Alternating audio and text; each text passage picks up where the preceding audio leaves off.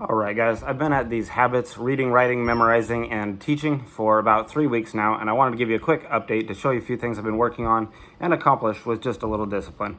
So, starting off, I've read sorry about the roosters. Starting off, I've read a chapter a day. As a result, I finished Atomic Habits by James Clear, and I'm halfway through a book called Why We Sleep by Matthew Walker.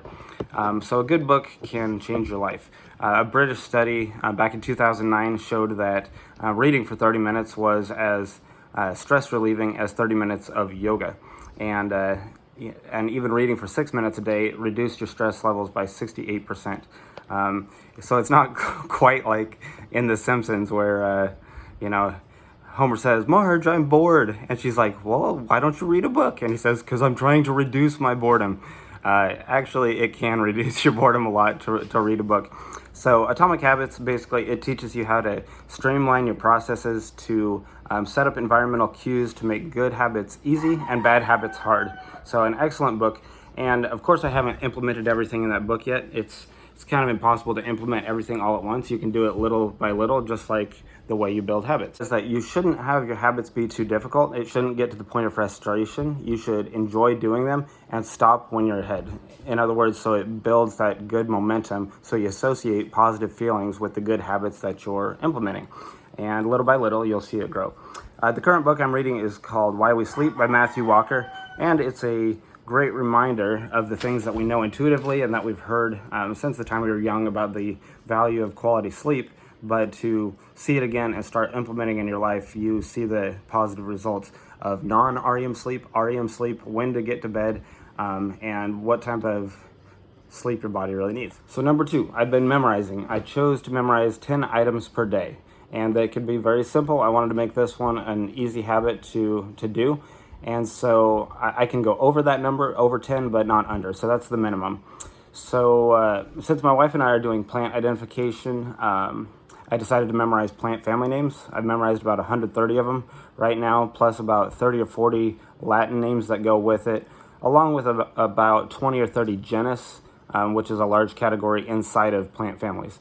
So a couple hundred items of memorization, and then it starts to sort out in your mind, especially while you sleep. I'm only bringing this up to show you the steady progress of good habits and to remind myself to keep going because I struggle with consistency. So in a way, doing these things, I'm forcing myself to do things that I know I want to do in the long run. Number 3, I've done some writing. My goal is to write 200 words per day. So in this recent month, I've probably written over 4,000 words about ideas, different topics that I have in my head, and ideas that I want to express. So writing is a very valuable skill for personal expression and also creative expression, or for value in marketing or the economic sense. So that's a skill I really want to develop. And again, just a little bit, 200 words per day.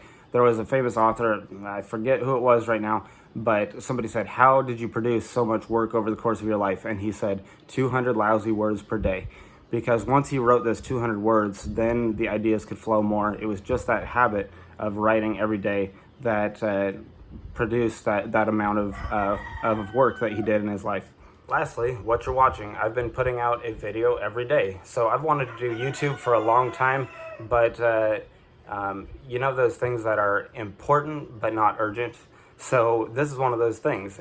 It was always important to me, but since it's not urgent to my everyday life, I never did it.